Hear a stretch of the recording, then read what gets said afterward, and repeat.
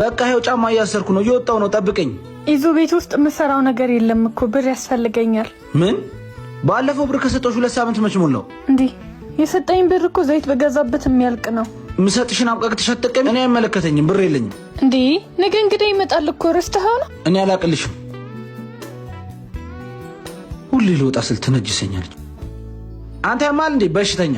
ጫማዬን አቆሸሽው ሲያስጠላ። ወይኔ ዛና፣ ወይኔ። ምን ነው ተመለስክ? ስወጣ ትነጅሽኝ አላልኩሽ? አንቺ ነጅሽኝ። ያው ስልኬንም ዋሌቴንም ተሰረኩኝ። ዋሌትህን እኮ ረስተኸው ነው የወጣኸው። ምን? ይሄ አይደል የአንቺ ሀቅ ስለሆነ ነው የተረፈው። ይቅርታ አድርጊልኝ እሺ።